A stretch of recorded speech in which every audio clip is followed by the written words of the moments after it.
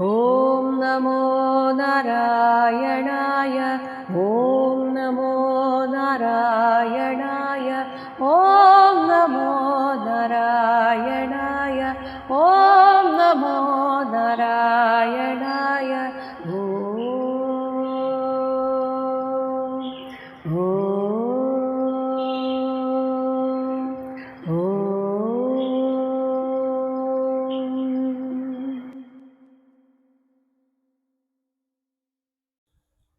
മായയുടെ അധീനതയിൽ പ്രവർത്തിക്കുന്ന നമ്മളൊക്കെ തന്നെ എപ്പോൾ എന്ത് ചെയ്യുമെന്ന് നമുക്ക് പോലും അറിയാൻ സാധിക്കുകയില്ല. അതുമാത്രമല്ല, ചിത്രകേതു പറയുകയാണ്, സത്യത്തിൽ ഈ ശാപം, അനുഗ്രഹം എന്നൊക്കെ പറയുന്നത് ചില സന്ദർഭങ്ങളിൽ നേരെ തിരിച്ചും ആയി വരാം. അതായത് ചില സമയത്ത് ശാപം എന്ന് നമ്മൾ കരുതുന്നതായിരിക്കും പിന്നീട് അനുഗ്രഹമായിട്ട് വരിക. അതാണ് 20-ാമത്തെ ശ്ലോകം. ഗുണപ്രവാഹ ഏതസ്മിൻ കഹ ശാപഃ കഹ നു അനുഗ്രഹഃ കഹ സ്വർഗഃ നരകഃ കഹ വാ കിം സുഖം ദുഃഖം ഏവ വാ. ഗുണപ്രവാഹേ, മായാഗുണങ്ങളുടെ പ്രവാഹരൂപമായ ഏതസ്മിൻ, ഈ സംസാരത്തിൽ, ശാപഃ കഹ, ശാപം ഏതാണ്, ഏതാണ് ശാപം? അനുഗ്രഹഃ കഹനു, അനുഗ്രഹം എന്ന് പറയുന്നത് എന്താണ്? സ്വർഗഃ കഹ, സ്വർഗമേത്? നരകഃ കഹവ, നരകവും ഏത്? സുഖം കിം, സുഖമെന്ത്? ദുഃഖം ഏവവ, ദുഃഖം തന്നെയും എന്താണ്? ഒന്ന്, ഇതൊരു മായാഗുണപ്രവാഹമാണ്. ഇവിടെ ചില സമയത്ത് ചിലർക്ക് അനുഗ്രഹം എന്ന് തോന്നുന്നത് അതൊരു ശാപം പോലെ ആകാനും മതി. ഉദാഹരണം പറഞ്ഞാൽ, ഇതിനു മുൻപൊരിക്കൽ ഒരുപാട് പേർക്ക്, പാവപ്പെട്ട ഒരുപാട് പേർക്ക് ലോട്ടറി അടിക്കാറുണ്ട്. ഇങ്ങനെ ലോട്ടറി അടിച്ച ഒരാൾ പിന്നീട് പറഞ്ഞത് കേട്ടതാണ്, നാട് വിട്ടു പോകേണ്ടി വന്നു. ആദ്യമൊക്കെ ഒരു അനുഗ്രഹം എന്ന രീതിയിൽ അദ്ദേഹം അതിനെ കണ്ടെങ്കിലും പിന്നീട് അദ്ദേഹത്തിൻ്റെ തന്നെ കുടുംബത്തിലും അതുപോലെ സുഹൃത്തുക്കളായിട്ടുള്ളവരും ഒക്കെ കടം ചോദിച്ച് വന്ന് അവസാനം നിൽക്കക്കള്ളിയില്ലാതെ, ഫോൺ എടുക്കാതെ നാട് വിട്ടു പോകേണ്ട ഒരു അവസ്ഥ വന്നു എന്നൊക്കെ ഞാൻ വായിച്ചിട്ടുണ്ട്. ഇതേപോലെ നമുക്ക് ശാപം എന്ന് തോന്നുന്ന, അതായത് ഒരു ആക്സിഡന്റ് നടന്നു, അങ്ങനെ കുറേ നാൾ കിടപ്പിലായി, പക്ഷെ ആ സമയത്തായിരിക്കാം അയാൾ പോലും പ്രതീക്ഷിക്കാത്ത ചില നല്ല കാര്യങ്ങൾ അയാളുടെ ജീവിതത്തിൽ സംഭവിക്കുന്നത്. ഒരു നടന്റെ അഭിമുഖ സംഭാഷണത്തിൽ പറഞ്ഞത് കേട്ടിട്ടുണ്ട്. അദ്ദേഹം വളരെയധികം ആഗ്രഹിച്ചിരുന്ന അദ്ദേഹത്തിൻ്റെ ഒരു പ്രൊഫഷൻ, ആ ഒരു ഇന്റർവ്യൂ ചെയ്യാൻ വേണ്ടിയോ മറ്റോ പോകാനിരിക്കവെയാണ് അദ്ദേഹത്തിന് ഒരു ആക്സിഡന്റ് പറ്റിയത്. അങ്ങനെ കിടപ്പിലായി, താടിയൊക്കെ വളർന്നു. ആ സമയത്താണ് ഒരു സിനിമയുടെ ഓഡീഷൻ നടക്കുന്നതായിട്ട് അറിഞ്ഞ്, ഒരുപക്ഷെ സുഹൃത്തുക്കളുടെ നിർബന്ധത്തിന് വഴങ്ങിയോ മറ്റോ അദ്ദേഹം ആ ഓഡീഷന് പോവുകയാണ്. അപ്പോൾ അതിൻ്റെ പിന്നണി പ്രവർത്തകർ പറയുകയാണ്, ഞങ്ങൾക്ക് ഈ ഒരു അപ്പിയറൻസിലുള്ള ആളെയാണ് വേണ്ടത്. കാരണം ആ സമയത്ത് നിരാശ കൊണ്ടും ഇങ്ങനെ അസുഖം വന്ന് കിടന്നത് കൊണ്ട് താടിയൊക്കെ വളർത്തിയിരുന്നു. അതാണത്രേ ആ കഥാപാത്രത്തിന് വേണ്ടത്. അങ്ങനെ അദ്ദേഹം പിന്നീട് അറിയപ്പെടുന്ന ഒരു നടനായി മാറി. അതായത് ആക്സിഡന്റ് സംഭവിച്ചപ്പോൾ ആ ആൾ ചിന്തിച്ചത് ഇതൊരു ശാപമാണ് എന്നാണ്. പക്ഷെ അതായിരുന്നു ആ ആളുടെ ജീവിതത്തിലെ അനുഗ്രഹമായി തീർന്നത്. ഇങ്ങനെ നോക്കിയാൽ ഈ ലോകത്ത് ശാപം എന്നൊന്നുണ്ടോ, അനുഗ്രഹം എന്നൊന്നുണ്ടോ? ഒന്നുമില്ല എന്ന് നമുക്ക് മനസ്സിലാകും. ഒരു നാടകം പോലെ ഈ ലോകത്തെ സൃഷ്ടിക്കുന്ന, ഒരു ലീലയായി സൃഷ്ടിക്കുന്ന ഭഗവാൻ എല്ലാവരെയും ഒരു സ്വപ്ന ലോകത്തേക്ക് കൊണ്ടുവന്ന് ഒരു നാടകം ആടിക്കുകയാണ്. 21-ാമത്തെ ശ്ലോകം. ഏകഃ സൃജതി ഭൂതാനി ഭഗവാൻ ആത്മമായയാ യേഷാം ബന്ധം ച മോക്ഷം ച സുഖം ദുഃഖം ച നിഷ്കളഃ. ഏകഃ ഭഗവാൻ, ഏകനായ ഈശ്വരൻ, ആത്മമായയാ, തൻ്റെ മായ കൊണ്ട് ഭൂതാനി സൃജതി, പ്രാണികളെ സൃഷ്ടിക്കുന്നു. എന്നിട്ട് യേഷാം ബന്ധം ച, ഇവർക്ക് ഒരു അജ്ഞാനത്തിൽപ്പെട്ടിട്ട് ഇവരൊക്കെ എൻ്റെ ബന്ധുക്കളാണ് എന്ന തോന്നൽ വരികയും ആ ബന്ധുക്കളോടുള്ള സ്നേഹം ബന്ധനമായി തീരുകയും ചെയ്യുന്നു. അതേ ഭഗവാൻ തന്നെ ഒരു ഗുരുവിന്റെ രൂപത്തിൽ വന്നിട്ട് അവരോട് പറയുന്നു, ഇതൊന്നും ശാശ്വതമല്ല. അങ്ങനെ മോക്ഷം ച സുഖം ച, മോക്ഷത്തെയും കൊടുക്കുന്നു, ചില സമയത്ത് സുഖത്തെ കൊടുക്കുന്നു, ചില സമയത്ത് അതേ വ്യക്തിയിലൂടെ ദുഃഖം ച, ദുഃഖത്തെയും കൊടുക്കുന്നു. എന്നാൽ ഇതെല്ലാം ഇവിടെ ഒരു ലീലയായി ആടുന്ന ആ ഭഗവാനാകട്ടെ ഇതിൽ നിന്നെല്ലാം വ്യതിരിക്തനാണ്, നിഷ്കളഹ, മായാബന്ധമില്ലാത്ത ദ്വന്ദ്വങ്ങൾക്കൊക്കെ അതീതനും ആണ്. എന്നാൽ ഈ ഭഗവാന് താൻ സൃഷ്ടിക്കുന്ന ആ പ്രാണിവർഗത്തോട് യാതൊരു വിധത്തിലുള്ള ആസക്തിയും ഇല്ല. 22-ാമത്തെ ശ്ലോകം. ന തസ്യ കശ്ചിത് ദയിതഃ പ്രദീപോ ന ജ്ഞാതിഃ ബന്ധുഃ ന പരോ ന ച സ്വഃ സമസ്യ സർവത്ര നിരഞ്ജനസ്യ സുഖേന രാഗഃ കുതയേവ രോഷഃ. സർവത്ര എല്ലാറ്റിലും സമസ്യ ഏകഭാവേന വർത്തിക്കുന്നവനും നിരഞ്ജനസ്യ നിസ്സംഗനുമായ തസ്യ ആ ഭഗവാന് ദയിതഃ പ്രിയനായിട്ടോ പ്രദീപഃ വിരുദ്ധനായിട്ട് അല്ലെങ്കിൽ അപ്രിയനായിട്ടോ കശ്ചിത് ന ഒരാളും ഇല്ല. ജ്ഞാതിബന്ധുഹു അടുത്ത ബന്ധുക്കൾ അങ്ങനെ ആരും ന ഇല്ല. പരഹ ന എൻ്റേതല്ലാത്തത് എന്ന് പറഞ്ഞ് ആരുമില്ല. സ്വഹച ന ഇനി എൻ്റേത് എന്ന് മാത്രം പറഞ്ഞ് അങ്ങനെയും ആരുമില്ല. സുഖേ രാഗഹ ന സുഖത്തിൽ അനുരക്തിയില്ല. പിന്നെ എങ്ങനെയാണ് രോഷഃ കുതഹയേവ, പിന്നെ എങ്ങനെ ദ്വേഷം സംഭവിക്കും?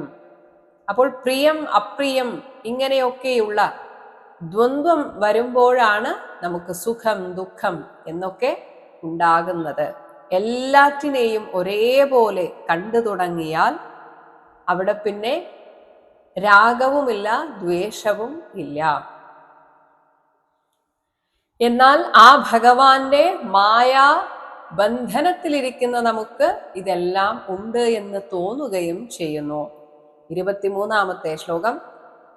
തഥാപി തത് ശക്തി വിസർഗയേഷാം സുഖായ ദുഃഖായ ഹിത അഹിതായ ബന്ധായ മോക്ഷായ ച മൃത്യുജന്മനോഹോ ശരീരിണാം സംസൃതയെ അവകൽപ്പത്തെ.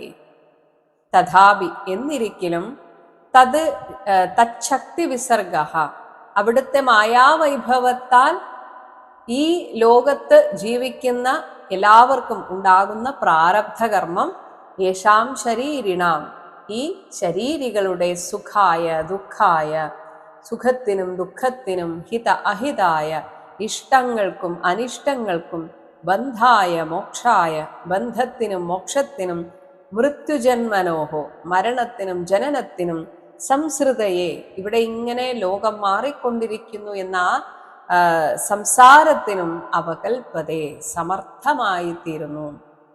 ഒരു മായാജാലം ഇന്ദ്രജാലം കാണിക്കുന്നത് പോലെ ഒരു ഇന്ദ്രജാലക്കാരനായിട്ട് ഭഗവാൻ നമ്മുടെ മുന്നിൽ ഇങ്ങനെ ഒരു ലീലയാടുകയാണ്. അതിൽ ഭ്രമിച്ചിട്ട് ഇവൻ എനിക്ക് സ്വന്തം, ഇവൾ എനിക്ക് സ്വന്തം, ഇവൾ എൻ്റെ ശത്രു, ഇവൻ എൻ്റെ മിത്രം, ഇങ്ങനെ പല വിധത്തിൽ നമ്മൾ ആളുകളെ ഓരോ വിഭാഗത്തിൽ പെടുത്തുന്നു. ഇതെല്ലാം നമ്മുടെ മായാവിഭ്രമം ആണ്. അങ്ങനെ ചിത്രകേതു പറയുന്നു, അങ്ങ് എനിക്കൊരു ശാപം തന്നു എന്നാണ് കരുതുന്നത്, പക്ഷെ എനിക്കതൊരു ശാപമായിട്ട് തോന്നുന്നില്ല. അതുകൊണ്ട് തന്നെ ശാപമോക്ഷത്തിനായിട്ട് ഞാൻ പ്രാർത്ഥിക്കുന്നുമില്ല. എങ്കിലും എൻ്റെ വാക്കുകൾ തെറ്റായെങ്കിൽ അത് ക്ഷമിക്കണം എന്ന് പറയുന്നു. 24-ാമത്തെ ശ്ലോകം. അഥ പ്രസാദയേ ന ത്വാം ശാപമോക്ഷായ ഭാമിനി യന്മന്യസേ അസാധു ഉക്തം മമ തത് ക്ഷമ്യതാം സതി. അഥ ഭാമിനി അല്ലയോ ദേവി, ത്വാം പ്രസാദയേ ഞാൻ ദേവിയെ പ്രസാദിപ്പിച്ചുകൊള്ളുന്നു. അത് ഒരിക്കലും ശാപമോക്ഷായന ഈ ശാപത്തിൽ നിന്ന് ഒരു മോക്ഷത്തിന് വേണ്ടിയല്ല. മമ ഉക്തം എൻ്റെ വാക്ക് അസാധു അബദ്ധമായിട്ട് മന്യസേയത് കരുതുന്നുവെങ്കിൽ സതി അല്ലയോ പതിവ്രതാരത്നമേ തദക്ഷമ്യതാം, അത് ക്ഷമിക്കപ്പെട്ടാലും. നമ്മൾ ചെയ്യുന്ന ഓരോ കർമ്മത്തിനും ഒരു തിരിച്ചടി ഉണ്ടാകും. ആ തിരിച്ചടി അതിൻ്റെ അതേ അളവിലും തൂക്കത്തിലും നമ്മൾ അനുഭവിക്കുമ്പോഴാണ് അത് പൂർണ്ണമായും ഇല്ലാതാക്കപ്പെടുന്നത്. അങ്ങനെ മാത്രമേ നമ്മൾ ശുദ്ധീകരിക്കപ്പെടുന്നുള്ളൂ. അതായത് നമ്മൾ പുറത്തു പോയി വന്നാൽ നമ്മുടെ ശരീരത്തിൽ പുറത്തു നിന്ന് പറ്റിപ്പിടിക്കുന്ന രോഗാണുക്കൾ ഉണ്ടാകാം, മണ്ണും പൊടിയും അഴുക്കും ഒക്കെ ഉണ്ടാകാം, വിയർത്തിട്ടുണ്ടാകാം. പക്ഷേ ഒരാൾ വിചാരിക്കുകയാണ് കുറച്ചു നേരം ഫാനിന്റെ ചുവട്ടിലിരുന്നാൽ, ഇനിയിപ്പോൾ എ സിയും കൂടെ ഇടുകയാണെങ്കിൽ കുറച്ചു നേരം കഴിയുമ്പോൾ ഈ ഒരു ക്ഷീണമൊക്കെ മാറി മുഖമൊക്കെ ഒന്ന് കഴുകി കഴിഞ്ഞാൽ നമുക്ക് ഫ്രഷ് ആയതായി തോന്നും. സത്യത്തിൽ ഫ്രഷ് ആകുന്നില്ല. ശരിക്കും ഒന്ന് സോപ്പിട്ട് നന്നായിട്ടൊന്ന് കുളിച്ചാലാണ് ശരിക്കും അയാൾ ശുദ്ധനാകുന്നത്. ഇതുപോലെയാണ് കർമ്മങ്ങളും. നമുക്ക് വേണമെങ്കിൽ ഭഗവാനോട് ശാപമോക്ഷത്തിനായി പ്രാർത്ഥിച്ചിട്ട് തൽക്കാലം എങ്ങനെയൊക്കെയോ അതിൽ നിന്ന് രക്ഷപ്പെടാം. പക്ഷേ അത് വേറെ ഏതെങ്കിലും രീതിയിൽ നമ്മളിലേക്ക് തിരിച്ചു വരിക തന്നെ ചെയ്യും. അതുകൊണ്ട് ഏറ്റവും നല്ലത് എല്ലാ കർമ്മവും അനുഭവിച്ച് തീർക്കുക തന്നെയാണ്. അങ്ങനെ തീർക്കാൻ വേണ്ടിയിട്ടുള്ള മനഃശക്തിക്കായിട്ടാണ് നമ്മൾ എപ്പോഴും ഭഗവാനോട് കൂടുതൽ അടുക്കേണ്ടത്. അപ്പോൾ എന്ത് വന്നാലും നേരിടാൻ ഒരു ധൈര്യമുണ്ടാകും. ജീവിതത്തിൽ ഇങ്ങനെയൊരു അനുഭവം ഇതാദ്യമായിട്ടാണ് എന്ന ആ അത്ഭുതത്തോടെ പാർവതി പരമേശ്വരന്മാർ നോക്കി നിൽക്കെ ചിത്രകേതു അവിടെ നിന്ന് പോയി. കാരണം ഏതൊരാളും ഒരു ശാപം കിട്ടി എന്ന് കേട്ടാൽ ഉടനെ ഓടി വരും, എനിക്ക് ആ ശാപമോക്ഷം തരൂ എന്ന് പറഞ്ഞ്. പക്ഷെ ഇവിടെ തികച്ചും വ്യത്യസ്തനായി ചിത്രകേതു. ശ്രീശുക ഉവാച 25-ാമത്തെ ശ്ലോകം. ഇതി പ്രസാദ്യ ഗിരിശൗ ചിത്രകേതുഃ അരിന്ദമ ജഗാമ സ്വവിമാനേന പശ്യതോഹോ സ്മയതോഹോ തയോഹോ. ഹേ അരിന്ദമ, അല്ലയോ പരീക്ഷിത്തെ, ചിത്രകേതു ഇതി ഇങ്ങനെ ഗിരിശൗ ഗൗരീശങ്കരന്മാരെ പ്രസാദ്യ സന്തോഷിപ്പിച്ചിട്ട്, അതായത് മാപ്പ് പറഞ്ഞതിലൂടെ തൻ്റെ തെറ്റ് അംഗീകരിക്കുന്നതിലൂടെ അവരെ സന്തോഷിപ്പിച്ചു. എന്നാൽ ശാപമോക്ഷത്തിന് പ്രാർത്ഥിക്കാതെ സ്മയതോഹോ അവരെ അത്ഭുതപ്പെടുത്തി. ഇങ്ങനെയുള്ള അവർ തയോഹോ അവരിരുവരും നോക്കി നിൽക്കെ പശ്യതോഹോ സ്വവിമാനേന ജഗാമ സ്വന്തം വിമാനത്തിലേറി ചിത്രകേതു യാത്രയായി. ഇങ്ങനെ ഹരിഭക്തനായ ചിത്രകേതുവിന്റെ ആ മനസ്ഥൈര്യത്തെ അഭിനന്ദിക്കാൻ എന്ന വണ്ണം മഹാദേവൻ ചില കാര്യങ്ങൾ പറയുകയാണ്. 26-ാമത്തെ ശ്ലോകം. തതഃ തു ഭഗവാൻ രുദ്രഃ രുദ്രാണീം ഇദം അബ്രവീത് ദേവർഷി ദൈത്യസിദ്ധാനാം പാർഷദാനാം ച ശൃണ്വതാം. അങ്ങനെ ചിത്രകേതു അവിടെ നിന്ന് പോയതിന് ശേഷം തതഃ തു ഭഗവാൻ രുദ്രഃ ദേവർഷി ദൈത്യസിദ്ധാനാം പാർഷദാനാം, ദേവന്മാരും ഋഷിമാരും അസുരന്മാരും സിദ്ധന്മാരും പാർഷദന്മാരും ശൃണ്വതാം കേൾക്കത്തന്നെ രുദ്രാണീം പാർവതിയോടായിട്ട് ഇതം അബ്രവീത് ഇപ്രകാരം പറഞ്ഞു. 27-ാമത്തെ ശ്ലോകം. ദൃഷ്ടവതി അസി സുശ്രോണി ഹരേഹേ അദ്ഭുതകർമ്മണഃ മാഹാത്മ്യം ഭൃത്യഭൃത്യാനാം നിസ്പൃഹാണാം മഹാത്മനാം. ഹേ സുശ്രോണി, സുന്ദരി, അദ്ഭുതകർമ്മണഃ ആശ്ചര്യകരമായ പ്രവർത്തനത്തോടുകൂടിയ ഹരേഹേ ഭഗവാൻ ശ്രീഹരിയുടെ ഭൃത്യഭൃത്യാനാം ദാസാനുദാസന്മാരും നിസ്പൃഹാണാം നിഷ്കാമന്മാരുമായ മഹാത്മനാം മഹാത്മാക്കളുടെ മാഹാത്മ്യം മഹിമയെ ദൃഷ്ടവതി അസി നീ കണ്ടുകഴിഞ്ഞുവല്ലോ. ഇതാണ് യഥാർത്ഥ ഹരിഭക്തി. ചിത്രകേതു ഭഗവാനിൽ തനിക്ക് വർദ്ധിച്ച ഭക്തിയെ കുറിച്ചോർത്താണ് ഒന്ന് അഹങ്കരിച്ചത്. ഭഗവാന്റെ ആ മന്ത്രം നിരന്തരം ഉപാസിച്ചതിലൂടെ തനിക്ക് കിട്ടിയ ആ പുതിയ പദവിയിലാണ് ഒന്ന് അഭിമാനിച്ചത്. എന്നാൽ തൻ്റെ ഭക്തന് ഇതൊന്നും പാടില്ല. മനസ്സത്രയും ശുദ്ധമായിരിക്കണമെന്ന് ഭഗവാൻ ആഗ്രഹിച്ചു. അങ്ങനെ ആ ചെറിയ കളങ്കം പോലും അത് വേണ്ട തൻ്റെ ഭക്തന്, അതിനെ എടുത്തു കളയാനായിട്ട് ഭഗവാൻ തന്നെ ആടിയ ഒരു നാടകമാണ് ഇത്. അങ്ങനെ ഒരു ശാപം കിട്ടിയിട്ട് തൻ്റെ ഭക്തനെ ഒന്നുകൂടെ ശുദ്ധീകരിച്ചെടുക്കാനാണ് ഭഗവാൻ ഈ ലീലയാടിയത്. അത് മനസ്സിലാക്കിക്കൊണ്ടെന്നതുപോലെയാണ് ചിത്രകേതു ഇവിടെ പെരുമാറിയത്. മഹാദേവൻ നാരായണ ഭക്തന്മാരുടെ മഹിമ എന്താണെന്ന് വീണ്ടും പറഞ്ഞുറപ്പിക്കുകയാണ്. 28-ാമത്തെ ശ്ലോകം. നാരായണപരാഹ സർവേന കുതശ്ചന ബിഭ്യതി സ്വർഗ അപവർഗ നരകേഷു അപി തുല്യാർത്ഥദർശിനഃ.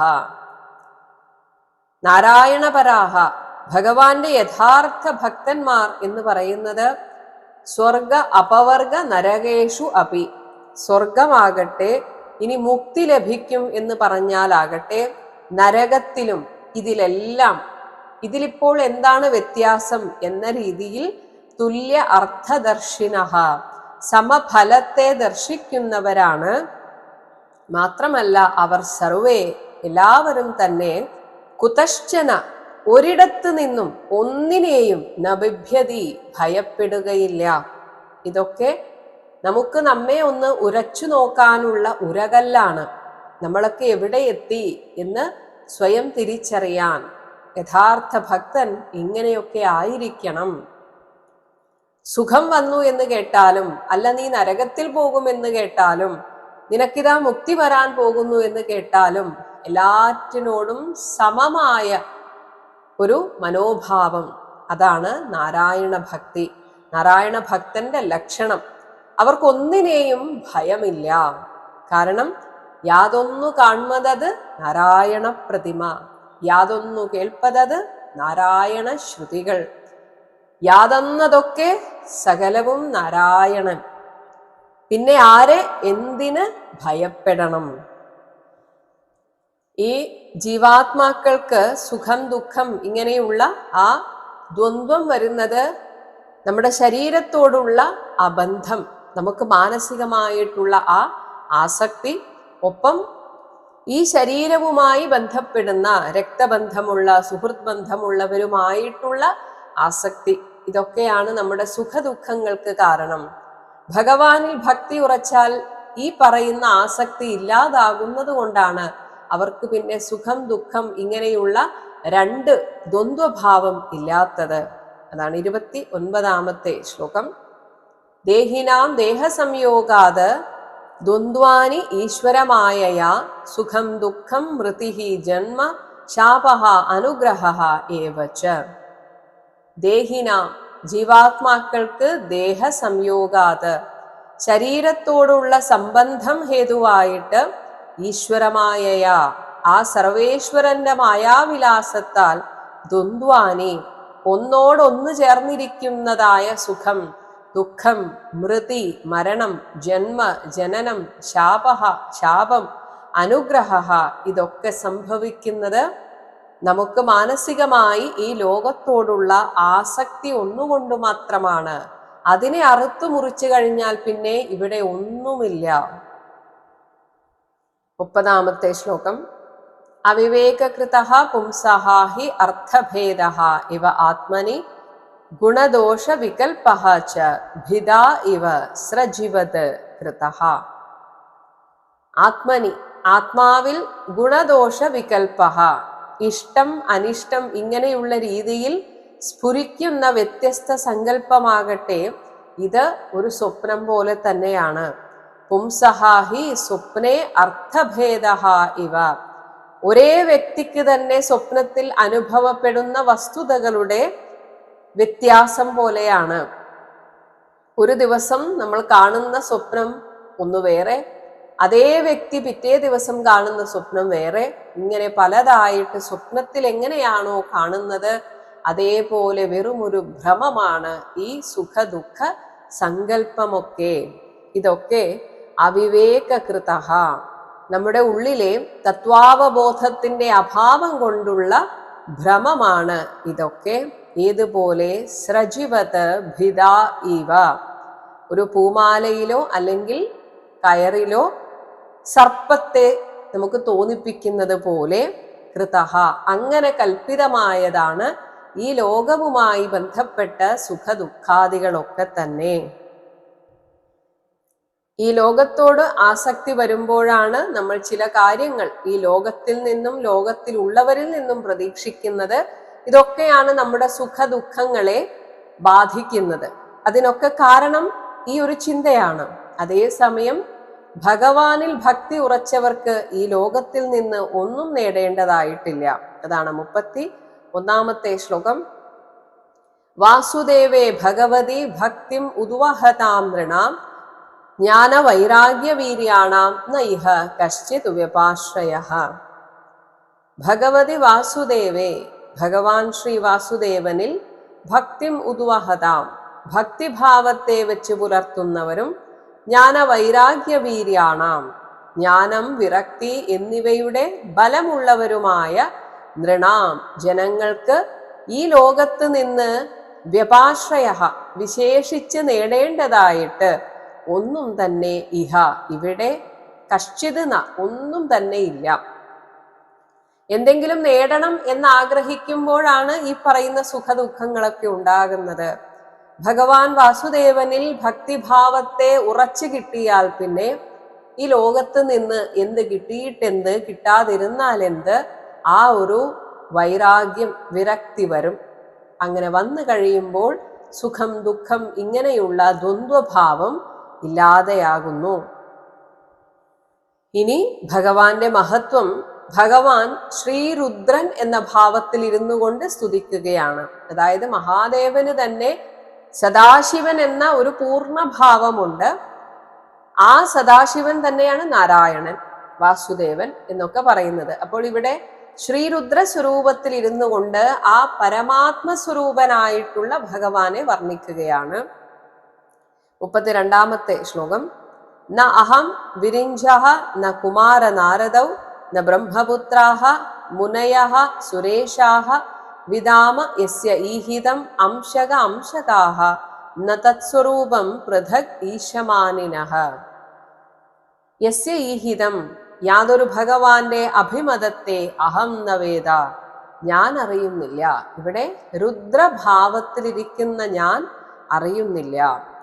വിരിഞ്ചഹന, ബ്രഹ്മാവ് അറിയുന്നില്ല. കുമാര നാരദവും, സനത്കുമാരനും നാരദ മഹർഷിക്കും ഭഗവാന്റെ ഈഹിതത്തെ പൂർണ്ണമായി മനസ്സിലാക്കാൻ സാധിക്കുന്നില്ല.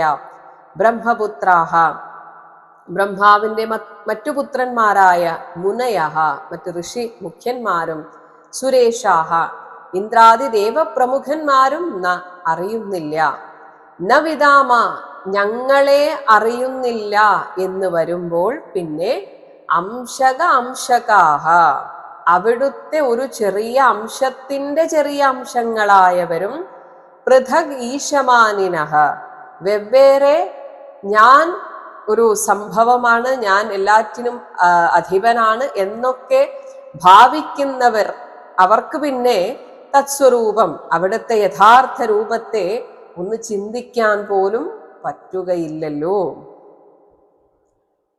33-ാമത്തെ ശ്ലോകം.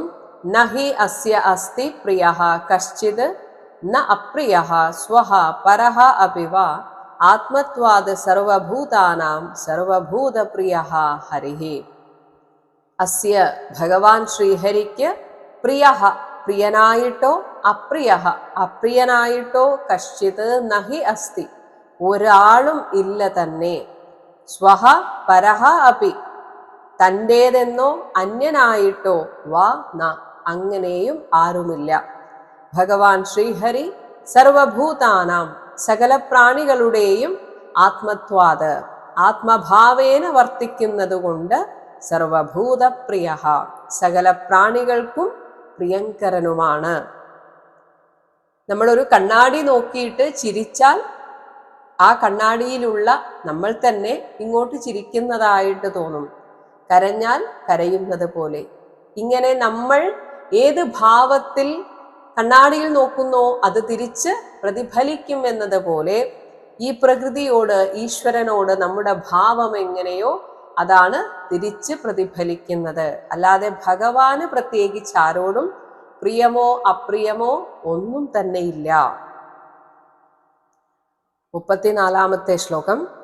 തസ്യ ച അയം മഹാഭാഗഃ ചിത്രകേതുഃ പ്രിയഃ അനുഗഃ സർവത്ര സമദൃക് ശാന്തഃ ഹി അഹം ച ഏവ അച്യുതപ്രിയഃ.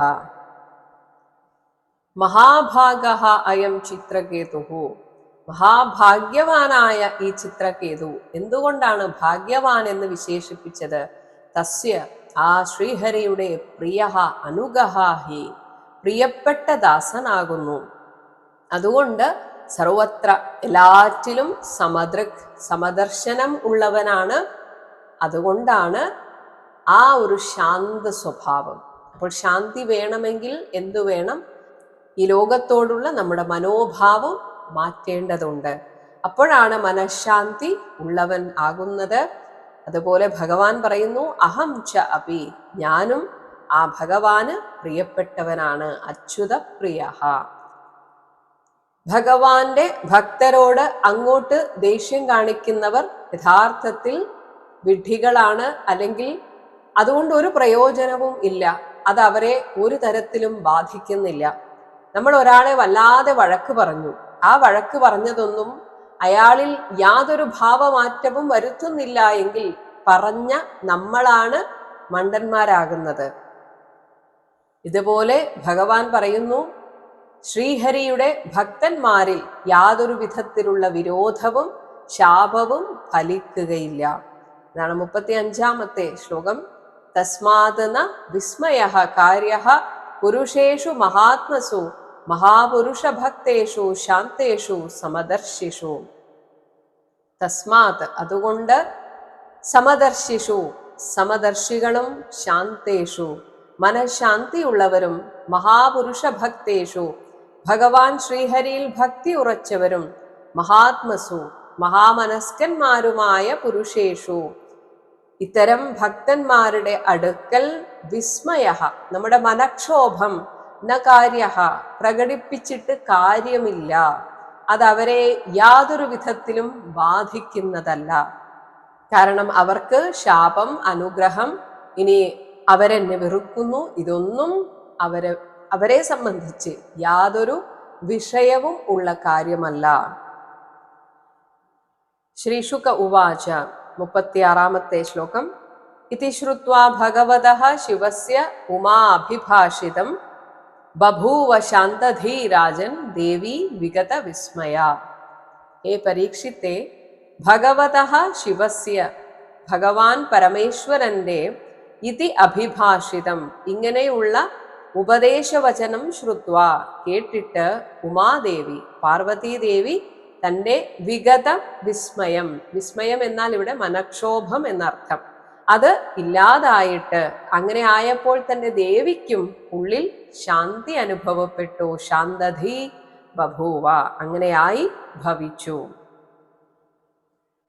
ഭഗവാനിൽ ഭക്തി ഉറപ്പിച്ച ഒരാൾ ശരിക്കും ഒരു സിദ്ധനാണ്. അങ്ങനെയുള്ളയാൾക്ക് തിരിച്ചും ശപിക്കാനുള്ള കഴിവുണ്ട്. ആ ശാപം ഫലിക്കും.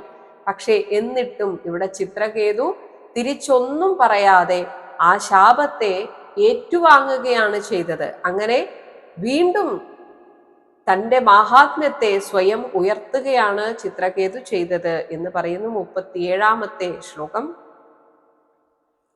ഇതി ഭാഗവതഃ ദേവ്യാഃ പ്രതിശപ്തും അലന്തമഃ മൂർധ്നാസം ജഗൃഹേ ശാപം ഏതാവത് സാധുലക്ഷണം. പ്രതിശപ്തും, പകരം ശപിക്കുവാൻ, അലന്തമഃ, കഴിവുണ്ടായിരുന്നിട്ടും, ഭാഗവതഃ, ഭഗവത് ഭക്തനായ ചിത്രകേതു, ദേവ്യാഹ, ദേവിയുടെ ഇതി ശാപം, ഇപ്രകാരമുള്ള ഈ ശാപത്തെ, മൂർധ്ന, തൻ്റെ ശിരസ്സുകൊണ്ട്, സഞ്ജഗൃഹേ, ഏറ്റെടുക്കുകയാണ് ചെയ്തത്. സാധുലക്ഷണം, ഒരു നല്ല ഭക്തന്റെ ലക്ഷണം, ഏതാവത്, ഇങ്ങനെ നമ്മൾ അറിയേണ്ടതാണ്. ആരാണ് യഥാർത്ഥ ഭക്തനെന്ന് ചിത്രകേതു കാണിച്ചു കൊടുക്കുകയാണ്. എന്നാൽ ചിത്രകേതുവിൽ നിന്ന് വന്ന ഈ വീഴ്ച അത് ഭഗവാന്റെ ഒരു ലീലയായിരുന്നു എന്ന് മനസ്സിലാക്കണം. അതിൻ്റെ കാരണം പറഞ്ഞു, ചിത്രകേതുവിനെ ഒന്നുകൂടെ ഒന്ന് ശുദ്ധീകരിക്കാൻ. അങ്ങനെ വൃത്രാസുരൻ ജനിച്ച കാര്യം പറയുന്നു. 38 ശ്ലോകം. ജജ്ഞേ ത്വഷ്ടുഹു ദക്ഷിണാഗ്നൗ ദാനവീം യോനിം ആശ്രിതഃ വൃത്രഃ ഇതി അഭിവിഖ്യാതഃ ജ്ഞാനവിജ്ഞാന സംയുതഃ. ജ്ഞാനവിജ്ഞാന സംയുതഃ, പ്രത്യക്ഷവും പരോക്ഷവുമായ അറിവുകൾ ഒത്തുചേർന്ന ആ ചിത്രകേതു ദാനവീം യോനിം, ആസുരികമായ ജന്മത്തെ ആശ്രിതഃ, അവലംബിച്ച് വൃത്രഃ ഇതി, വൃത്രൻ എന്ന പേരിൽ അഭിവിഖ്യാതഃ, അങ്ങനെ പ്രസിദ്ധനായി. വൃത്രാസുരനെ ഒരിക്കൽ കണ്ട് സംസാരിക്കുകയോ അദ്ദേഹത്തോട് ഏറ്റുമുട്ടുകയോ ചെയ്തിട്ടുള്ളവർ പിന്നെ വൃത്രാസുരനെ മറക്കുകയില്ല. അതുപോലെ എല്ലാവരിലും ഒരു തന്നെക്കുറിച്ചൊരു മതിപ്പുണ്ടാക്കാൻ വൃത്രാസുരന് സാധിച്ചിരുന്നു. ഇങ്ങനെയുള്ള ആ വൃത്രാസുരൻ ത്വഷ്ടുഹു, ത്വഷ്ടാവിന്റെ ദക്ഷിണാഗ്നവും, ആ യജ്ഞവേദിയിലെ ദക്ഷിണാഗ്നിയിൽ ജജ്ഞേ പിറന്നു. അപ്പോൾ ശുകബ്രഹ്മർഷി പറഞ്ഞ് അവസാനിപ്പിക്കുന്നു. അങ്ങ് ചോദിച്ച ചോദ്യത്തിന്റെ ഉത്തരം ഇതാണ്. 39 ശ്ലോകം. ഏതത് തേ സർവം ആഖ്യാതം യത് മാം ത്വം പരിപൃച്ഛസി വൃത്രസ്യ ആസുരജാതേഹ ച കാരണം ഭഗവൻ മതേഹ. ആസുരജാതേഹ, അസുരജാതിയിൽ ജനിച്ചവനായിരുന്നിട്ടും വൃത്രസ്യ, വൃത്രന് എങ്ങനെയാണ് ഭഗവാനിൽ ഇത്ര ഉറച്ച മതി ഉണ്ടായത് എന്നാണ് അങ്ങ് ചോദിച്ചത്. ആ കാരണം യത് കാരണം ത്വം മാം പരിപൃച്ഛസി, അങ്ങ് എന്നോട് ചോദിച്ചിരുന്നുവോ, ഏതത് സർവം, അതെല്ലാം തേ ആഖ്യാതം, അങ്ങേക്ക് ഞാൻ വിശദമായി പറഞ്ഞു തന്നിരിക്കുന്നു. നമ്മൾ ഏതൊരു വഴിയിൽ സഞ്ചരിക്കാൻ ആഗ്രഹിക്കുന്നുവോ ആ വഴിയിൽ സഞ്ചരിച്ച് ഉന്നതമായ സ്ഥാനത്തെത്തിയ ആളുടെ മഹാത്മ്യം കേൾക്കുന്നത് അങ്ങനെ ആയിത്തീരാനുള്ള പ്രചോദനത്തെ വർദ്ധിപ്പിക്കുന്നതാണ്. അത് പുണ്യകരവുമാണ്, പ്രത്യേകിച്ച് ഇങ്ങനെ ഒരു കാര്യം ആയതുകൊണ്ട്. 40 ശ്ലോകം. ഇതിഹാസം ഇമം പുണ്യം ചിത്രകേതോഹോ മഹാത്മനഃ മാഹാത്മ്യം വിഷ്ണുഭക്താനാം ശ്രുത്വാ ബന്ധാത് വിമുച്യത്തെ. മഹാത്മനഃ ചിത്രകേതോഹോ, മഹാത്മാവായ ചിത്രകേതുവിന്റെ ഇമം പുണ്യം ഇതിഹാസം, ഈ വിശുദ്ധമായ ചരിതത്തെയും വിഷ്ണുഭക്താനാ മാഹാത്മ്യം, അതിലൂടെ വിഷ്ണുഭക്തന്മാരുടെ മഹാത്മ്യത്തെയും ശ്രുത്വാ, കേട്ടുവെന്നാൽ ബന്ധാത് വിമുച്യത്തെ, അത് തന്നെ സംസാര ആ ബന്ധനത്തിൽ നിന്ന് നമ്മെ മോചിപ്പിക്കുന്നതാണ്. ഇങ്ങനെ ചിത്രകേതു എന്ന രാജാവിന്റെ ജീവിതവും പിന്നീട് അദ്ദേഹത്തിന് വന്ന മാറ്റവും, എന്നാൽ പിന്നീട് കിട്ടിയ ശാപവും, തുടർന്നുള്ള അദ്ദേഹത്തിന്റെ വൃത്രാസുര ജന്മവും, എന്നാൽ അങ്ങനെ ഒരു ആസുരികമായ ജന്മം ലഭിച്ചിട്ടും ആ സമയത്തും വിടാത്ത ഭഗവത് ഭക്തിയുടെ മഹാത്മ്യത്തെ കുറിച്ചും നമ്മൾ സ്മരിച്ചുകൊണ്ടിരുന്നാൽ തന്നെ സംസാര ബന്ധനത്തിൽ നിന്ന് മുക്തരാകുന്നതാണ്. 41 ശ്ലോകം. യഹ ഏതത് പ്രാതഃ ഉത്ഥായ ശ്രദ്ധയാ വാഗ് യതഃ പഠേത് ഇതിഹാസം ഹരിം സ്മൃത്വാ സയാതി പരമാം ഗതിം. യഹ, യാതൊരുവൻ, പ്രാതഃ ഉത്ഥായ, പ്രഭാതത്തിൽ എഴുന്നേറ്റ്, വാഗ് യതഃ, മനസ്സിനെ നിയന്ത്രിച്ച്, ഹരിം സ്മൃത്വ, ഭഗവാൻ ശ്രീഹരിയെ ധ്യാനിച്ച്, ശ്രദ്ധയാ, അതിലുള്ള ഭക്തിവിശ്വാസത്തോടെ, ഏതത് ഇതിഹാസം, ഈ ചരിത്ര കഥയെ, പഠേത്, പാരായണം ചെയ്യുമോ, സഹ, അവൻ, പരമാം ഗതിം യാതി, അത്യുന്നതമായ നിലയിലേക്ക് എത്തുന്നതാണ്. അപ്പോൾ ഇത് കേൾക്കുമ്പോൾ അതിൻ്റെ ആ കണ്ടീഷൻസ് കൃത്യമായി ഓർമ്മ വേണം. എങ്ങനെ ഇത് പഠിച്ചാലാണ്, സ്മരിച്ചാലാണ് പരമമായ ഗതിയിലേക്ക് എത്തുക? പ്രഭാതത്തിൽ എഴുന്നേൽക്കുന്നത് ഒരു കാര്യം, മറ്റൊന്ന് മനസ്സിനെ, വാക്കിനെ ഒക്കെ നിയന്ത്രിക്കണം.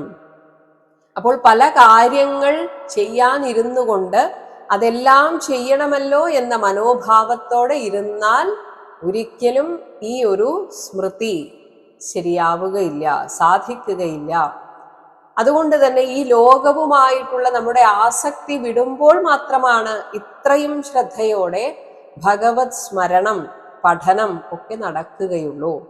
അതുകൊണ്ട് ഒരിക്കലും ഇങ്ങനെയുള്ള ഫലശ്രുതി കേൾക്കുമ്പോൾ ഈ ഒരു അധ്യായം എപ്പോഴും വായിച്ചാൽ മതി എന്ന് തെറ്റിദ്ധരിക്കരുത്. ഇവിടെ ഉദ്ദേശിക്കുന്നത് ഭഗവത് സ്മരണ ഉണ്ടാവണം എന്നാണ്. അതിന് എന്തൊക്കെ വേണം? ഒന്ന്, ഈ ലോകവുമായിട്ടുള്ള ആസക്തി വിടാൻ നമുക്ക് സാധിക്കണം. വൈരാഗ്യബുദ്ധി ഉണ്ടാവണം. അപ്പോൾ മാത്രമാണ് നമുക്ക് ഈ ഒരു ശ്രദ്ധ ഉണ്ടാവുകയുള്ളൂ. ആ ശ്രദ്ധയോടെ നിരന്തരം ഇത്തരം ഭഗവത് ഭക്തന്മാരുടെ കഥകൾ കേൾക്കുകയോ സ്മരിക്കുകയോ ചെയ്യുമ്പോൾ ഉള്ളിലുണ്ടാകുന്ന പരമാനന്ദത്തെ കുറിച്ചാണ് ഇവിടെ പറഞ്ഞത്. പരമാം ഗതിം യാതി, അത്യുന്നതമായ ആ നിലയിലേക്ക് എത്തും എന്നത്. കാരണം ഉള്ളിൽ ആനന്ദം അനുഭവിക്കുക എന്നത് തന്നെയാണ് മുക്തിയുടെ ലക്ഷണം. അപ്പോൾ അങ്ങനെ വേണം ഇതിനെ എന്നല്ല, ഏത് ഫലശ്രുതി കേൾക്കുമ്പോഴും ആ രീതിയിൽ വേണം എടുക്കാൻ. ഈ ഒരു ശ്ലോകത്തോടെ 17ാമത്തെ അധ്യായം അവസാനിക്കുന്നു. ഇത് ശ്രീമദ് ഭാഗവത്തെ മഹാപുരാണേ പാരമഹംസ്യാം സംഹിതായാം ഷഷ്ഠസ്കന്ധേ ചിത്രകേതു ശാപോ നാമ 17 അധ്യായഃ. സർവത്ര ഗോവിന്ദ നാമ സങ്കീർത്തനം ഗോവിന്ദ ഗോവിന്ദ. ഹരേ രാമ ഹരേ രാമ ഹരേ രാമ രാമ ഹരേ കൃഷ്ണ ഹരേ കൃഷ്ണ ഹരേ കൃഷ്ണ കൃഷ്ണ ഹരേ രാമ ഹരേ രാമ ഹരേ രാമ രാമ ഹരേ കൃഷ്ണ ഹരേ കൃഷ്ണ ഹരേ കൃഷ്ണ കൃഷ്ണ ഹരേ രാമ രാമ ഹരേ കൃഷ്ണ കൃഷ്ണ ഹരേ രാമ രാമ ഹരേ കൃഷ്ണ കൃഷ്ണ.